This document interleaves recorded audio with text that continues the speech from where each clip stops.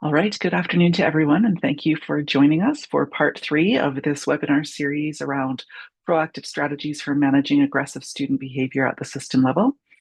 And today's topic is focused on building sustainable system-wide capacity. We'll just take a few minutes to set the stage before we launch into our two stories of practice that you'll learn from this afternoon. And I would like to invite you to take a moment to acknowledge the land where you find yourself today. The CASS land acknowledgement is on the screen, and I would like to personally acknowledge that I have the privilege of living and working on Treaty 7 territory, the traditional lands of the First Nations, Métis, Inuit people. And I acknowledge this land respectfully and with gratitude as an act of reconciliation. And so invite you to do the same wherever you find yourself in the province today. For those of you who don't know me, I'm Danica Martin. I'm a CASS leadership consultant and have the privilege of doing some work with CASS this year and in previous years about classroom complexity and aggressive student behaviors, which brought us to today's webinar. As I said, we'll take just a few minutes to set the stage for the topic, but the bulk of our time will be spent hearing from Prairie Rose Public Schools and Rocky View Schools, who will share some stories of practice about their work to build capacity around this topic and also around, inclusion in general. As we know, the topics are layered. Reflection and discussion will be embedded throughout. After each story of practice, you'll have a chance to get into some breakout groups and have some conversation.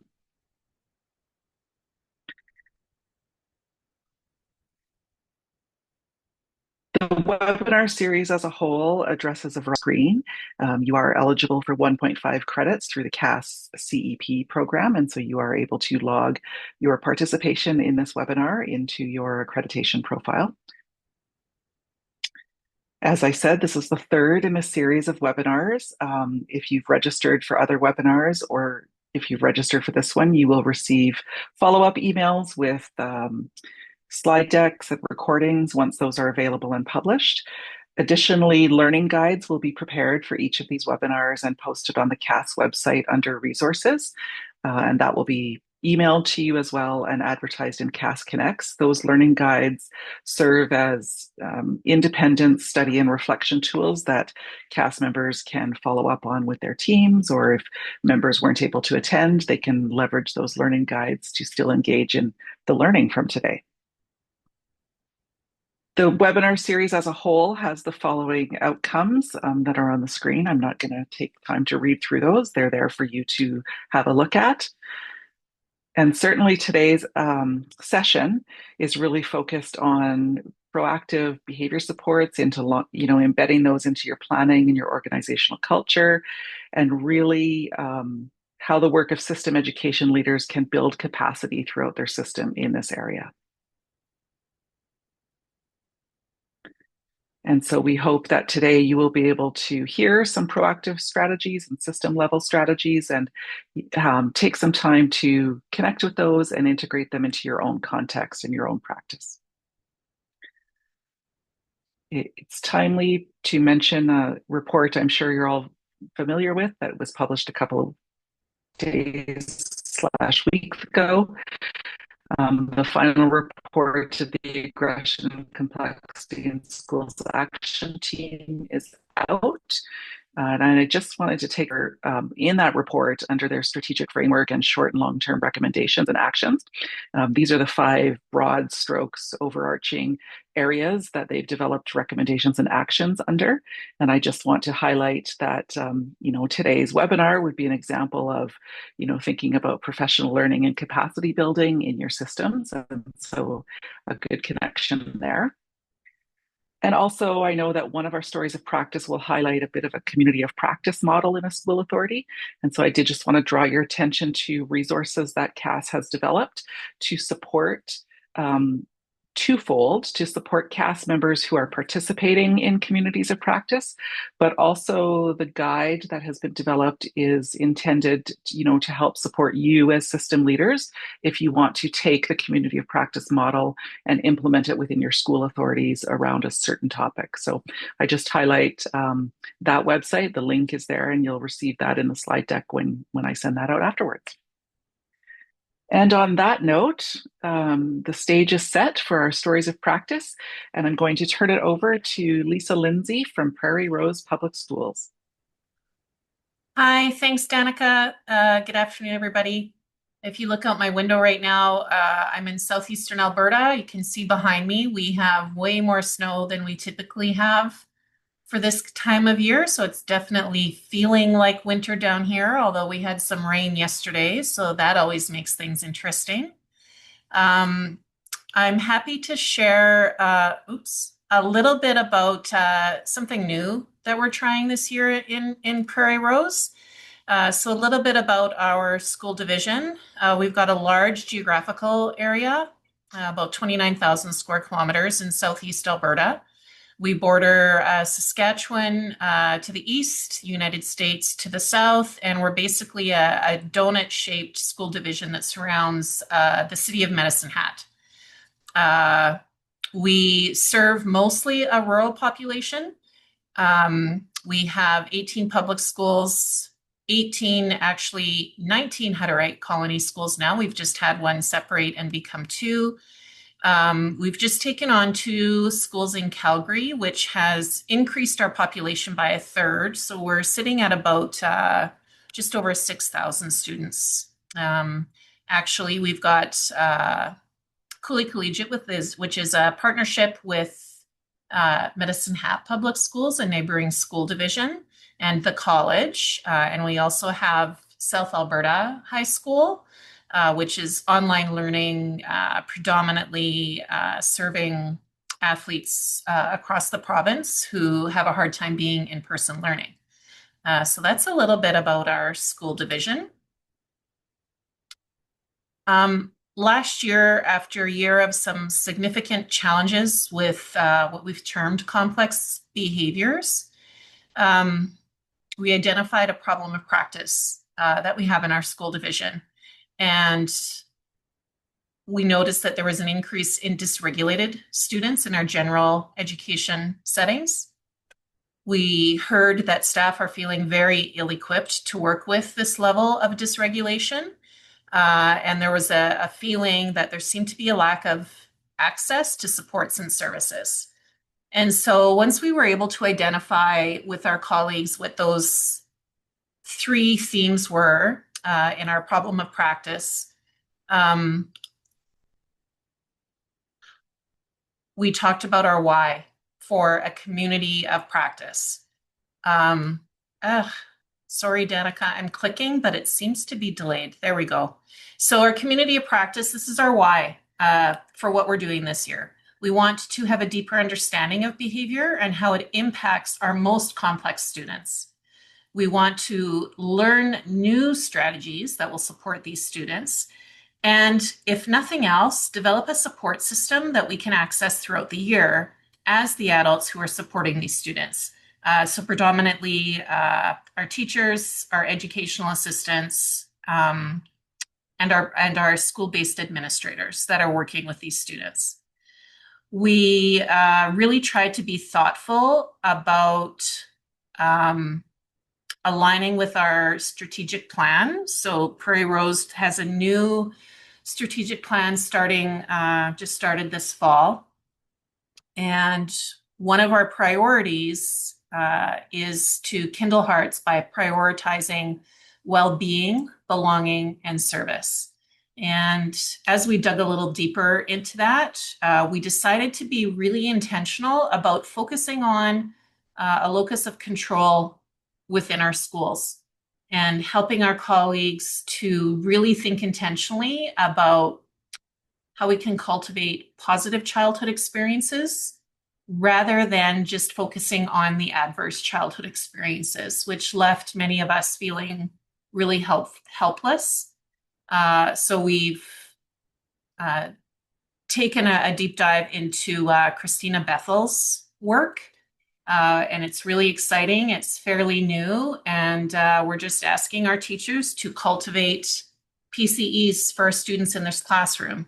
And we've identified out of the 7 PCEs that are being researched, we've identified 4 of them that we feel we can have a significant impact on in our schools. So really intentionally shifting the focus from oftentimes problems that originate outside of our school settings and that we feel somewhat helpless to do anything about, to shifting our focus to what we actually can have an impact on. We also noticed with the level of dysregulation happening that we needed to refocus on being really intentional about executive functioning skills. And so that is the part of our strategic plan that focuses on this work. We also talked about who are these kids? Who are these complex behaviors that we're dealing with? How do we define them? What are the criteria for our most complex students? In our division, we identified about 12 of them using these criteria. You'll be able to read through these yourself. I don't need to go through them in detail, but it definitely helped us have more intentional conversations about who these students actually are. Once we were able to identify who those students are using the rubric we created, then we actually could start talking about what are we going to do about it.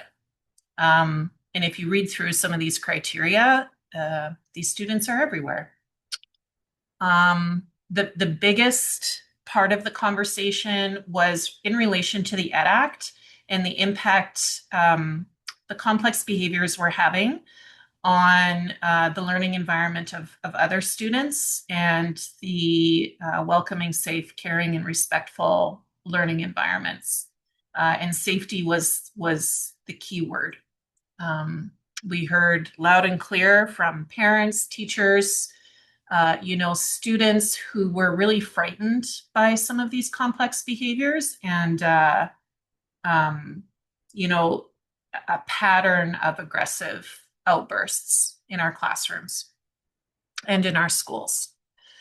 So this slide just highlights some of the books, literature, and documentation that we're using to address these concerns and really focus on in our community of practice. Of course, Stuart Shanker, his work is pivotal. There's a book that we are actually doing a book study on with our learning support teachers called Executive Function Skills in the Classroom. And honestly, that has been a game changer. It's giving us something pretty specific and targeted to focus on. And we've actually enveloped a lot of these skills into our behavior support plan, which again just helps us focus our work and helps us identify that there actually are things that we can do. Ross Green's Reframing Behavior, we talk about that over and over and over and have really asked people to internally reflect, that knowing, being, and doing of inclusive learning, reflect on their biases and prejudices towards behavior and acknowledging that we have those and how we can work to acknowledge those and then overcome them. This book in the bottom left-hand corner of the screen, Treating Traumatic Stress in Children and Adolescents, has been excellent because it helps us focus on resilience and flourishing. And this book was shared with me by Rhonda at Christ the Redeemer, along with this framework, attachment, self-regulation, and competency. So the ARC framework. I cannot thank Rhonda enough for sharing her materials on this. It has been a game changer for us. We're doing a lot of work with the Palix Foundation out of Calgary, and the Brain Story and the Resilience Scale are also models that we are using to reflect on how to support our complex community of practice. The resilience scale is really nice because it talks about red boxes and green boxes and really helps us focus our work on providing green box opportunities for students while acknowledging these red boxes and shifting this purple fulcrum so that our students can become more resilient. That's our long-term goal. The brain story, you've probably all heard of it. We talk a lot about serve and return opportunities, and we talk about air traffic control as a way that we can look at our students and their executive functioning. So that's an overview of some of the resources that we've been using. We've dug pretty deep into behavior. We felt that we really needed to go back and reinforce some of the basic understandings about behavior and how we can be proactive, what's in our control, and really having people start to think from a more data-informed perspective about the functions of behavior. And there's four of them: escape, attention, something tangible, and sensory. So this is really just served to give us some common language and common understanding for our community of practice. Some other themes, we talk a lot about the amygdala hijack. And this goes back to Ross Greene's work. When a child is when behavior is being driven by your amygdala, you're not accessing your prefrontal cortex anyways. So how do we help our students get to a place where they are regulated enough that we can actually access our learning brain? Also understanding that, in an escalation cycle, when we're at the peak of it, that's not a teachable moment. At that point, it's okay to say to ourselves that we are just managing a behavior. So I think giving people permission that it's almost like surfing. You ride it out, make sure nobody's getting hurt. You tag out if you need to, and then you can come back and refocus on the skills we want to learn. But that is not the time to be doing it.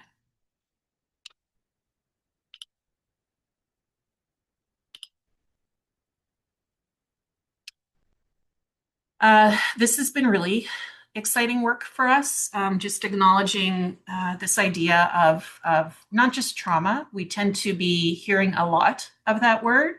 And so shifting the focus to toxic stress and what toxic stress can do to a developing brain. And there's two sides to that, because while we're acknowledging toxic stress that happens and the results of toxic stress for a child, we also know that cultivating PCEs, green boxes, that kind of thing, can actually change the wiring in a child's brain. We have research to support that. We've looked at that research. We've talked about how we can do that. And so, yes, we have students who are experiencing toxic stress, but we can also work to change that. And so when we talk about this in our community of practice, you can actually see people's shoulders kind of relax a little bit, and you can feel the energy in the room shift to a little bit more hopeful. It's really hard when we're just having conversations about all the things that are wrong, and somebody recommends a wiggle seat and a fidget and a sensory room and a calming space. This has helped our people understand more, and as a result, feel more hopeful. Along with toxic stress, we've also talked about healthy stress. And so although there has been an increase, substantial increase in anxiety diagnoses, depression, PTSD, our neurodevelopmental disorders, self-harm, suicidal ideation, and there can be lifelong impacts as a result of toxic stress, we're also learning to delineate between toxic stress and healthy stress. And acknowledging that writing a diploma exam in the gym can feel really hard, but that's a good thing.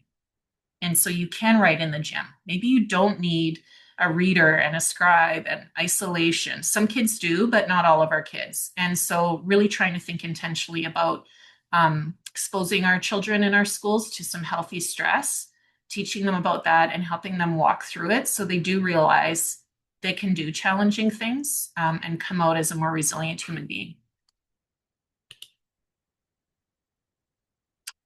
I talked little bit about this. You can actually get your ARC training online. I think it's through PESI. I did it in the summer, and it took me about a day and a half. It's virtual asynchronous training, and it was excellent. It was a really nice framework that helped me create a container for all of the learning we've done about sensory regulation and executive functioning and building relationships and attachment, all of the things that Maslow's hierarchy of school needs, all of the things that we know and draw from, it's got it all in one model. And I really, really found it helpful. Again, that ARC training, thank you to Rhonda at Christ the Redeemer, was a game changer for me. Everything that I've learned in 3 decades, it was all kind of right there in that model.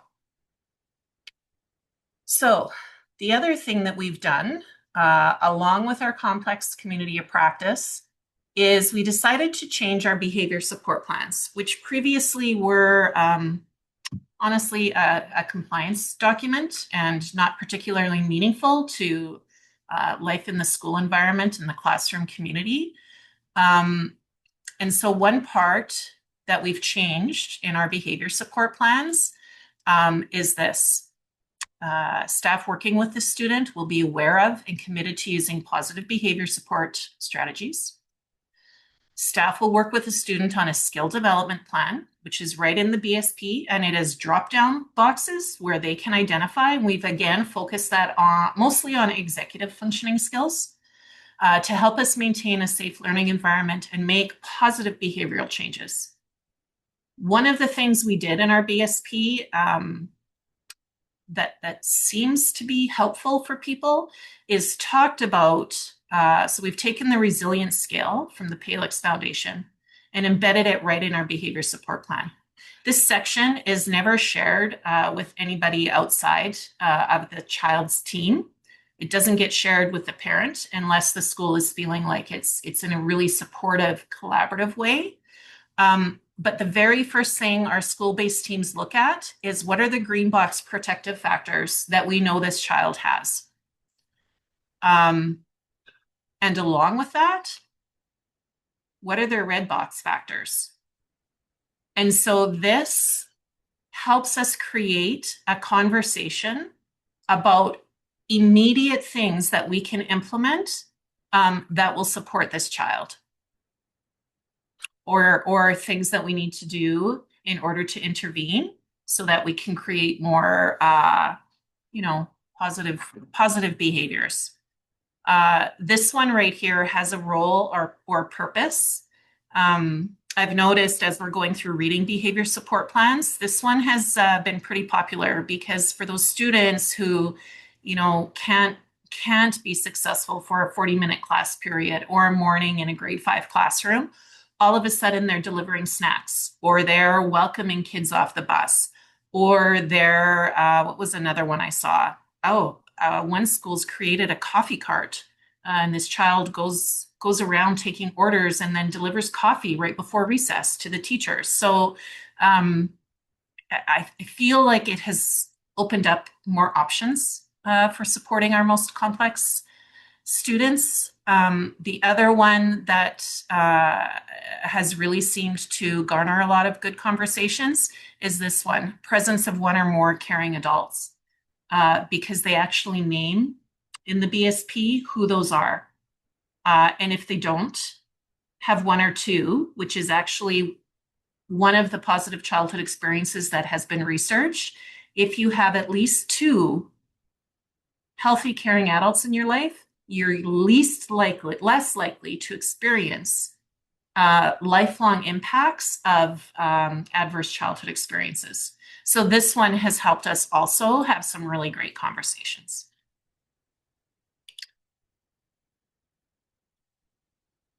The other thing that we've done for our 12 identified complex behavior students for our community of practice, and again, this is straight out of the ARC framework and borrowed from Christ the Redeemer, is we've created bins with supplies. Every school, so for each of our 12 students, each of their teams has all of these.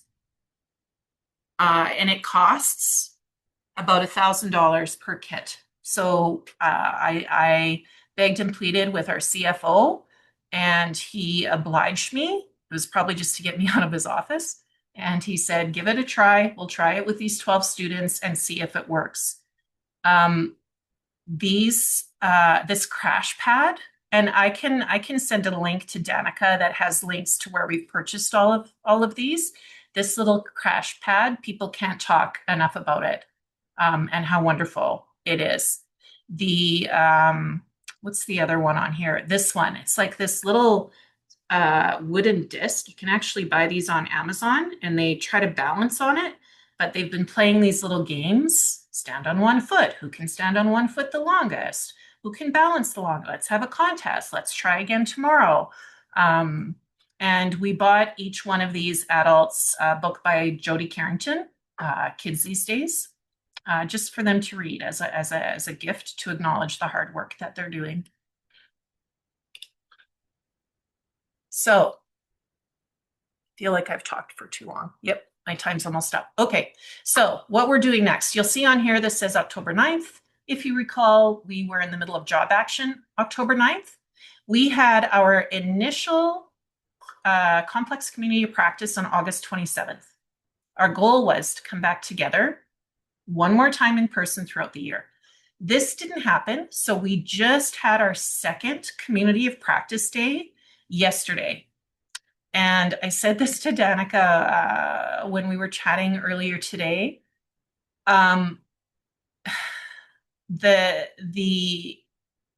The ability of the people in that group, so there's about 30 of them.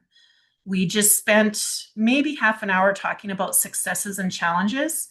I wish I could show you what they identified as successes, because it is honestly everything that you would want to hear from a group of people working with complex kids.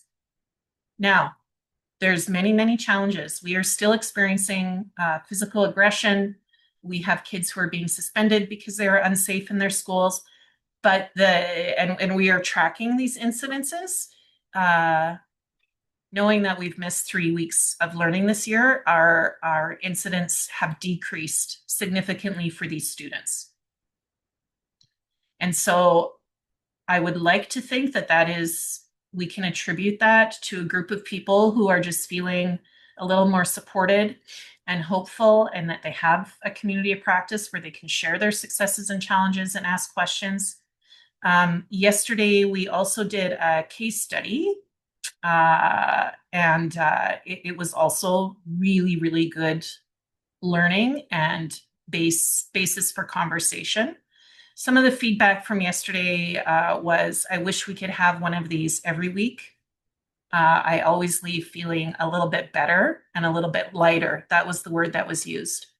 And we had only planned for 2 in-person days. The feedback I got yesterday is that they were just really hoping that they could have one more. But at the very least, we do have 2 more meeting dates. 3 more, sorry. One was supposed to be tomorrow, but because everything's delayed, I will change that to January. These hour-long virtual meetings, they've been asked to bring any ongoing challenges and questions that they're having, and we will just meet as a group online really informally and talk through those and share ideas, using all of the learning we've done about how we might address some of the ongoing challenges. Okay, so the questions that we've had and that we're having ongoing, because we haven't actually answered these questions, but we're trying. What are the gaps in our school authority, and what would a more coordinated system feel like for our staff? How do we ensure staff wellness remains a priority when supporting complex behavior? What is one shift in mindset, practice, or collaboration that would help us move towards safer, more consistent, more caring learning environments? And what would it look like if our school authority truly had a sustainable year-round support system? for complex behavior. So that's what we're trying to grapple with. Okay, thank you, Lisa. So if you want to take a quick picture of these to spark some discussion in your breakout groups, that's fine. It's also equally fine just to have some conversation about Lisa's story of practice and what resonated with you, about her application of the community of practice model in their school authority and some of the resources and successes they've seen. I'm going to put you in breakout groups now for about 10 minutes, and then we'll come back for a second story of practice. Welcome back. We did have a question about questions for the presenters. We will have time at the very end of the webinar to open it up to the large group. But for now, I'd like to turn it over to Lori Meyer and Sherry Black from Rocky View Schools to share their story of practice. Thanks, Danica. And thanks everybody for taking the time to join us today. I'm Lori Meyer, Associate Superintendent of Learning with Rocky View Schools. And I'm going to start chatting with you for a few minutes, and then I'm going to turn it over to Sherry, our Director of Learning Supports at Rocky View Schools. So just to give you a little bit of context, I think Lisa said they were the donut around Medicine Hat. Well, we are the horseshoe around Calgary. So we're the Lucky School Division. We have about 30,000 students in 53 schools. And you can see where we're spread across there with our major centers in Airdrie, Cochrane, and Chestermere.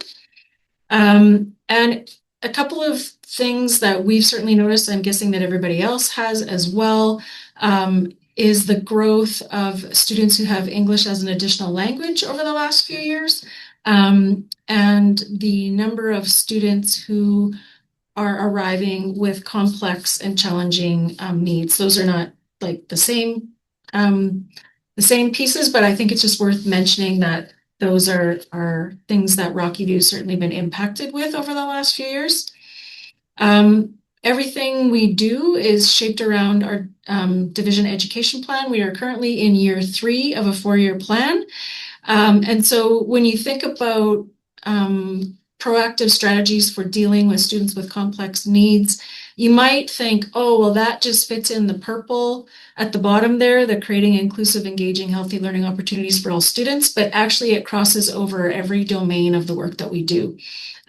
All goal areas are impacted, and all of our students' behaviors are impacted by these goal areas. So they work in tandem with each other.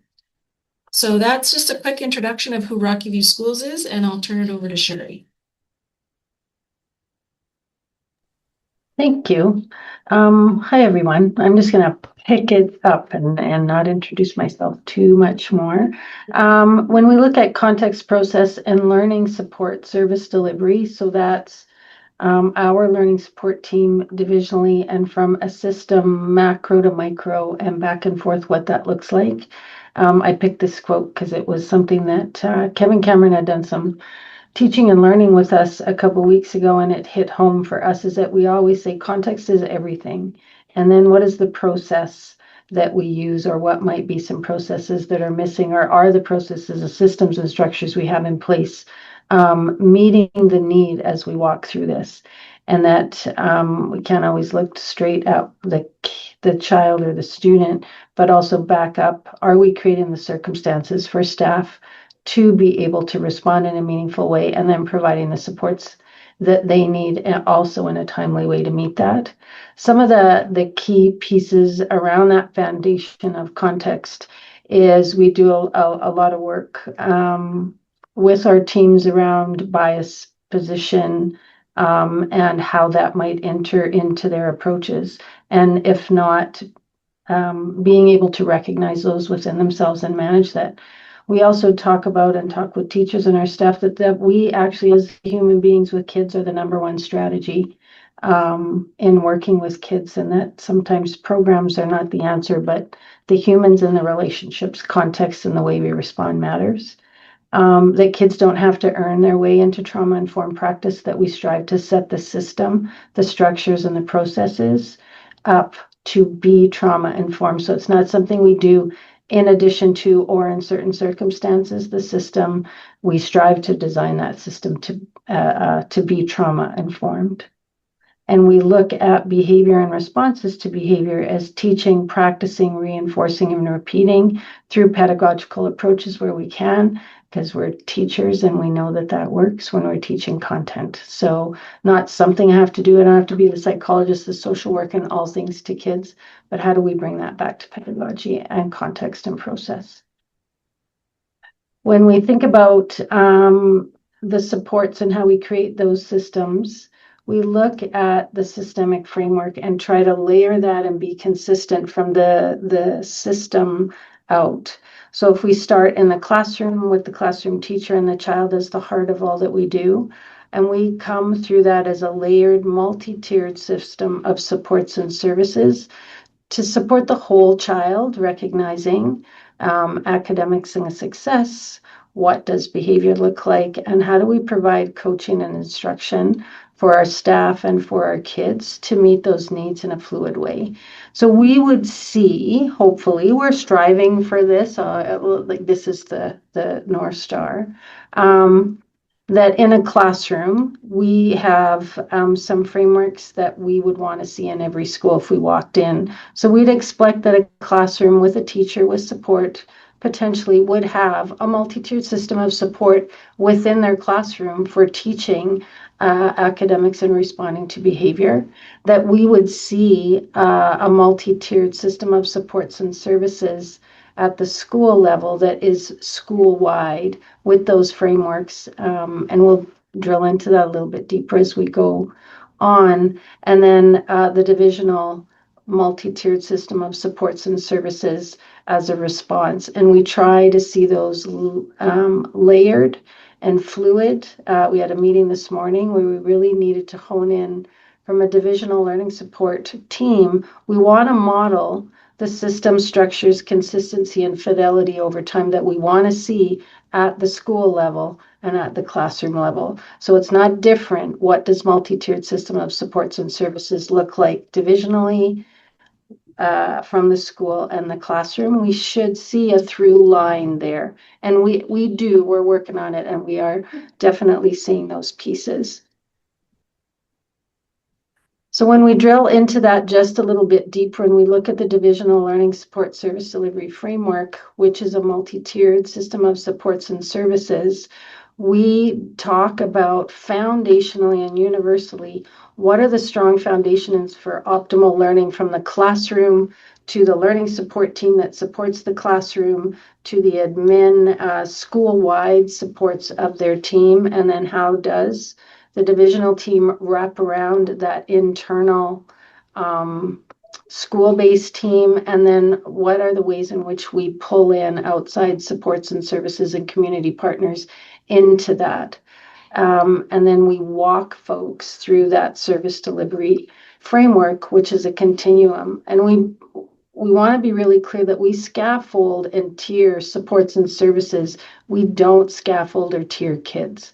Don't have tier 3 kids, tier 2 kids. We've got students who require multi-tiered supports and services, and that universal supports and strategies don't go out the door when a child needs targeted, that they are layered on top of that. So it's a continuum of supports and services. Some of the foundational documents that we have so that staff can go back to a document that brings us all back to a shared document that provides shared language, shared approaches, and is easily accessible, that guides all of our work together. So we've got the Inclusive Education Practice Guide. Student Success Planning Guidelines is quite a robust document around what this looks like and how we bring that to life. We also have collaborative problem solving, which we've built into our dossier so that folks have that at their fingertips. First approach, if a child's not doing well, a teacher would call home and we'd start that collaborative problem solving, starts with the classroom teacher, the child, and the parent guardian, and then goes through this continuum of supports and services as documented in our CPS. So we do have these guiding documents. We've got admin procedures that we can also go back to that help guide our practice around responding to particularly kids who are exhibiting behavior that can be aggressive or behaviors that are unexpected and not safe. And then division-wide expectations of school. Across Rocky View, all schools are expected to be implementing positive behavior interventions and supports. And that also includes division-wide, all schools and all classrooms. And we measure the fidelity of the implementation of PBIS through a standardized assessment, which is the tiered fidelity inventory. And you can Google that on the pbis.org site is where a lot of those resources are. So the division-wide expectations for consistent language, consistent frameworks and approaches that set all of us up to be consistent in our responses is PBIS, our collaborative problem solving. We have learning support collaboratives where the divisional learning support team meets with the full school-based learning support team 3 times a year with a set agenda to set working norms and communication pathways and to identify priorities of the school that the learning support team can support them with. And then we do have our learning support service delivery and school-based feature teams. And these are all supported by those admin procedures and the supporting documents. When we look at the allocation of human resources to support these systems and frameworks that are always, the through line is always back to the classroom teacher and the child. These things are not meaningful unless we are hearing from classroom teachers, schools, and school leaders that they are feeling that support, that it's timely and meeting that need, and it goes back to context and process and that constant review of that.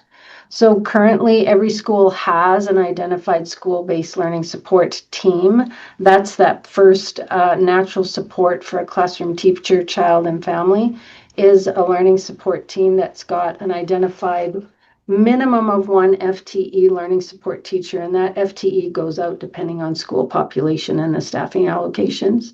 So they all have an identified in-school learning support team with a learning support teacher, school counselor, and or child development advisor. And that's that combination of understanding of different learning as well as those mental health experts that are in every school.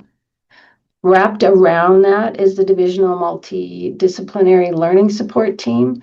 Every school has an assigned multidisciplinary team from learning supports, the divisional team. So they all have access to a psychologist, OT, SLP, PT, family school liaison, a learning support specialist, a positive behavior interventions and support specialist and coach, a mental health success coach, and addictions and mental health worker. So these folks meet regularly with their assigned learning support team, and they define what that looks like, and that comes within this learning support collaborative problem-solving framework. We then move to and have wraparound and intensive supports for some of our kiddos that need that, as well as for some staff and in-school teams that we've got really robust positive behavior support plans with the strategies identified, but bringing those to life sometimes can be a bit tricky. And so we've got a team that will go in and do real-time coaching with the school-based team to bring those supports and strategies, and they'll be assigned to that team in a block of time and do that work collaboratively together. When we look again, digging into that layered multi-tiered mental health supports within our framework, we have 2 positive behavior coaches across Rocky View, and we utilize those 2 folks to support the school-based teams in bringing targeted interventions to life. And oftentimes these folks, when we do violent threat risk assessments and we come out with those risk enhancers, protective factors, and next steps through a VITRA, sometimes the school will need some support in bringing some of those supports and strategies to life, and often that will involve one of our positive behavior coaches. We have hired and have not yet started our student success support worker.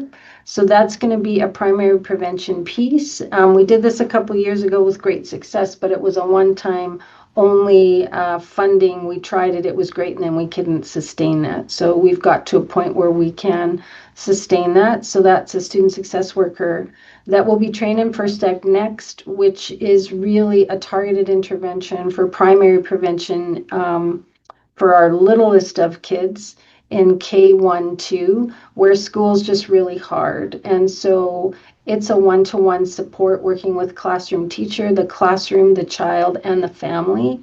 Families have to be open to that consistent support. And again, it's in blocks of time from 6 to 12 weeks, depending on the needs of the child. And throughout that, the other supports that we have in place for supporting responses to behavior and being curious about functions of behavior. Every school's got the mental health capacity building success coach, family school liaison, psychologist, OTs, and our success coaches. And they all have menus of support. And each of our team members from the multidisciplinary team has a priority intervention criteria guideline so that schools know how the work and requests are prioritized. All our divisional staff also are well versed and deliver some pretty significant professional learning to support ruling out and diving into behavior. We've got MANT, we've got reframing regulation, we've got trauma-informed practices through a neurosequential model, and there's a pretty big list of supports and services. We've got 2 teams, effective teaching strategies for students with autism and effective teaching strategies for students with FASD, that they will go out and provide professional learning also. A lot of this is sort of upstream work to set the circumstances. We also know that we use a lot of systems data to inform our practices, and that it's an iterative process, that we continue to use robust pieces of data to intervene sometimes, but set supports and services up. Lori and I meet with our OHS folks, and we look at data from there, which for kids, adults who may be getting injured with or by kids, we do the review of that information and then try to connect with schools to get in there to provide those supports as quickly as we can. And this month, for the first time, we ran behavior data tracking system-wide. So every school is required to do that. We're not quite at all schools, but we will be by the end of the year. I ran the first system-wide behavior data tracking and was able to look at trends of office managed events and call those principals and go, hey, I noticed that this little kiddo had 5 incidents in the office. What are we doing to dive into that and see if there's some collaborative problem solving that we need to do? So that's kind of a high level, I talked really fast, system perspective of how we're trying to set the system up and staff up for success. So as part of that, then we offer required and foundational professional learning across the system. It's super important to us that people are speaking the same language. So you saw those layers of supports that Sherry mentioned, the school-based, the divisional-based, the wraparound, all those layers of supports. Everyone needs to have the same foundation that they're coming from with the training and the professional learning that they have access to, and not only have access to, but are required to take. So for example, on the school-based team section of this slide, you can see learning support teacher roles, responsibilities, and required learning modules.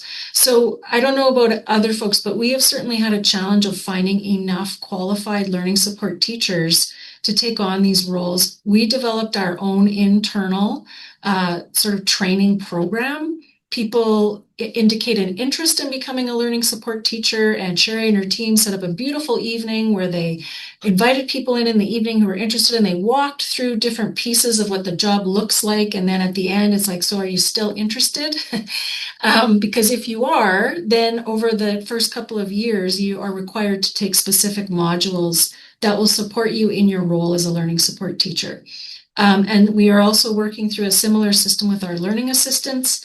One of the secret blessings of the labor disruption was that we provided unbelievable amounts of professional learning to our learning assistants. Our total attendance over all of the different things that we offered was we had 5,200 separate attendance pieces at professional learning over labor disruption. So we probably accomplished about 3 or 4 years worth of professional learning during that time, which was super valuable for everybody. It really opened our eyes to what the needs are, and we're able to respond to some of that. So you can see the different pieces that we expect people and offer to people as far as what they can take part in. Every school has to have a Vitra team. Every school, as Sherry mentioned, has to have an identified school-based team. And where we bump into challenges is when you ask, a teacher says, oh, we need some help with this student. And you ask, so who in your school is your go-to person for this? And they kind of look at you with a blank look. Okay, so that's an indication that the school-based team needs a little bit of support in developing their approach to the situation. So that's some of what we are able to offer. And I think the biggest piece when you consider all of this is how do you make it sustainable? And so the challenges that we run into or the approach that we take with that is consistently pushing people back to the process. And folks don't love that. When there's something happening and they want to answer now, they want support now, and we continue to push them back to the processes that Sherry identified because we know that they work. So that ongoing persistence is a challenge. And then when you think about, well, how do you keep it going? So our Inclusive Education Practice Guide, it's available on our website if you're interested in having a look at that. It's Rocky View Schools website. It's in there somewhere. Those are updated and reviewed regularly. Sherry has a Directors Inclusion Council that she meets with numerous times a year. Principals put their names forward to be a part of that. And so that feeds information and updates, and they make decisions about where do we need to go next. Sherry mentioned that Student Success Planning Guide. If you were to download it, I think it's almost 200 pages, but it's all clickable. Each chapter is like a clickable link. So, but it does provide the big comprehensive overview as to where we're going and why. Regular learning support team networking meetings where the learning support teachers and an administrator and either if you have a guidance counselor or CDA, they come together on a regular basis. Again, same page, same language, same approaches, share ideas, absolutely critical. I mentioned the proactive recruitment of the prospective learning support teachers. PBIS in our schools has been a game changer. So we have been working on implementing PBIS in all of our 53 sites. It started before COVID and has continued to the point where now every school is engaged. And what it does is it's that universal approach that should reduce general office managed events. Those don't need to be managed anymore because everyone's on the same page with expected behavior in a school, and it allows those that need more attention to get the attention that they need. And then Sherry also mentioned the multiple data sources to guide system service delivery, so the behavior data tracking that she just talked about. I just read through about 25 hour zero reports. And then, as she mentioned, we'll sit down with our friends in OH&S and talk about, okay, where are the hot spots? What do we need to do? Just constant conversation about how to support schools. Going back to Lisa's presentation, I think on one of her first slides, she mentioned that one of the challenges was perceived lack of resources and supports. And I thought that was brilliant because sometimes it's that the answer that they want isn't the answer that's going to work long term. So that it feels like schools aren't getting the support they want or need. And so for them to be able to trust that if you go through this process with us, you'll get to where you need to be. That's how we sustain the system. That's how we sustain teaching and learning in Rocky View schools when it comes to working with children with some challenging behaviors. So I think that's it for us. We threw up a couple of questions I'm not sure what our time is like, Danica, but I'll let you take it from there. Thank You you. bet. Thank you very much, Rocky View. We definitely have some time for some discussion, so I'll pop you back into breakout rooms for about 10 minutes. And then when we come back, we'll open it up for general commentary and or questions to either of our presenters. So I'll give you about 10 minutes in your breakout rooms, again, if you want to snap a picture of these questions, or if it's just general conversation about what you've heard and processing that, that's fine too. All right, welcome back as people are trickling in. Hopefully you had the chance to have some good conversation. Now, as I said, we'll open it up for the last few minutes here for any questions or comments for any of our presenters, either Lisa from Prairie Rose or Sherry and Lori from Rocky View. And feel free to just unmute if you have a comment or question to share. If we have lots of interest, we'll go to hands up, but I think we can manage it with just unmuting.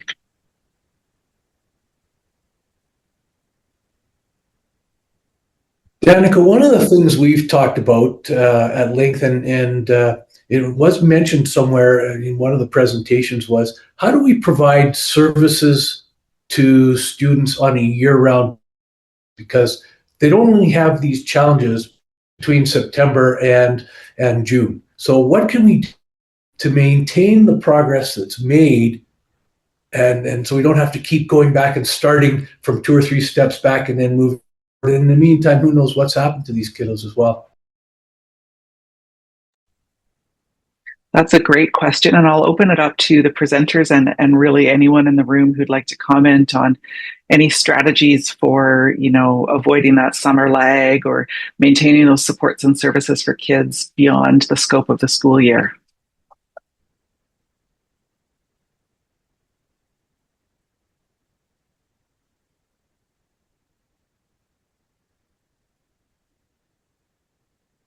I mean, in Rocky View, we certainly don't have an answer for that. And that's why one of the questions that we suggested you discuss is how do you work with your communities on proactive and preventative approaches? And in our horseshoe around Calgary, we have a number of communities, and the supports available in each community differ a little bit, and the folks change regularly. And that is certainly an ongoing challenge to try to figure out how to work with our community partners, and part of that supporting kids when they're not at school. Well, and certainly that collaborative work with community partners and interagency collaboration definitely came up as a recommendation from the action team's report. And I know it will be addressed with the work that's being done at the ministry level for sure.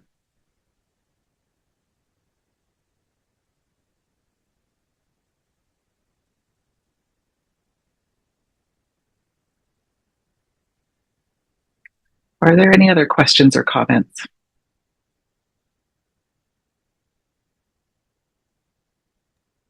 Maybe I'll just make a final comment, and then I'm going to actually throw my mic away. But I really, again, I've only participated in the last two sessions here, but all 4 of the presentations that I've heard, I've really, really appreciated the positive tone that I've heard in all of those. It's not like a woe is me, we got all these problems. We got some really neat things that are getting some traction and making a difference in the lives of kids. So I appreciate that very much.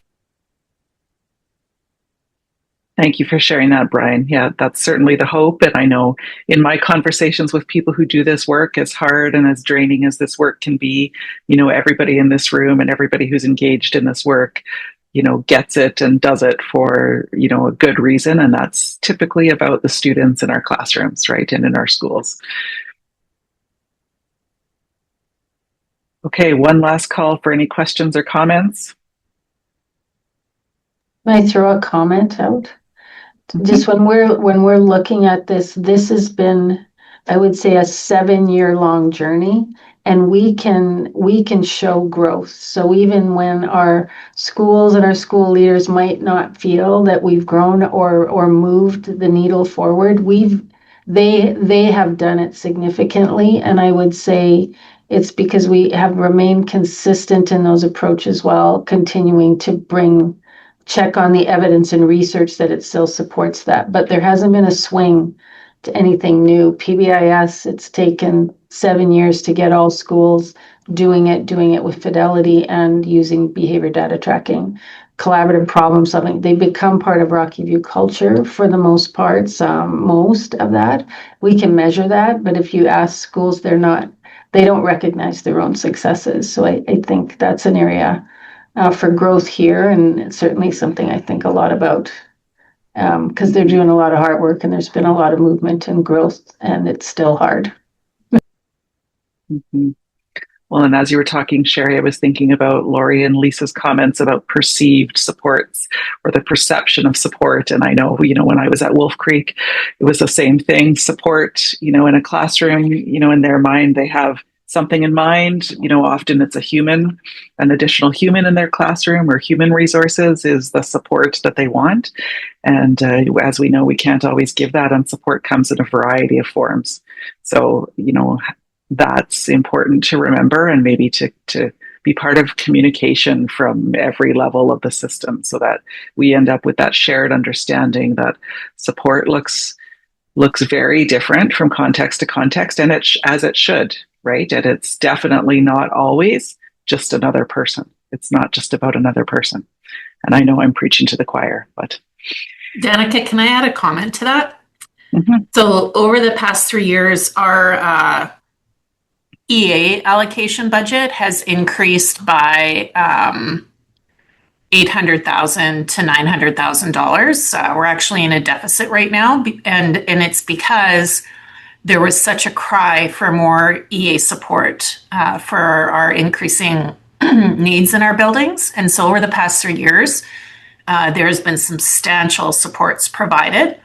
And one of the conversations that we're lucky that we get to have now is, okay, so we have put almost $1 million more into those supports, and yet here we are, right? So now everybody has kind of acknowledged that, okay, let's think differently. And I don't think we would have been able to get to this place had we not done that, because people would have still been crying for more EAs, more EAs. We don't have enough EAs. Well, we responded to that, and yet we're still seeing the issues. And so it's opened up some really great opportunities for us. Mm-hmm. Yep. Go ahead, Mark. Lisa, you brought me an early Christmas present. It was like, so I'm a specialized support teacher, and so the division for this complexity stuff, I travel from school to school with my partner for 9 weeks at a time to help with complexity. What I'm wrestling with is very much what I'm in the middle of right now. It was like you were looking at my note paper, listening in on the conversation. It's the idea of my partner and I are struggling because when we come into a school, people are just so used to asking, can you bring me more EAs? Can you bring me more of this, that, the other? And we're literally sitting there in terms of, and this is me learning how to be a coach instead of a teacher. And so people end up using us like an extra EA or doing small reading groups or do whatever. But for you to describe that community identity about doing that lens shift and that opening, that curiosity, I think was on one of the slides, and this, that, the other. So I'm hoping, Lisa, in the group, you can help me have that done for this division by Thursday. Yeah, I might have to, but that's what, and I'm not sure my role is big enough for doing that, because I just provide suggestions versus going, how do we find our why, find our identity, and all those pieces that the presenters, like, it's literally a Christmas present, Lisa. I'm not going to sleep tonight. Thank you, because my neurons are firing. But that is what I deeply desire for all of education, to change this dinosaur into something meaningful. So sorry, that's rambling, but it's literally where I am right now. And I have to meet with admin and superintendents and my government overlord that makes sure I'm doing my job. And I just need to find action steps to help people down that path, I guess. Yes, thank you for sharing, Mark. That was great. What a great way to sort of sum up our session today and our time together, and to send everybody off in a great place and a reflective place. So, um, on that note, I want to thank you for your time today. We have about 4 minutes left, so you have the gift of 4 minutes of time. And thank you for participating. As I've said before, I will follow up with emails in the next little while with recordings and slide decks and learning guides and all of the things. But in the meantime, enjoy the rest of your day and the rest of your week, and stay safe and healthy and take care of yourselves. Thank you.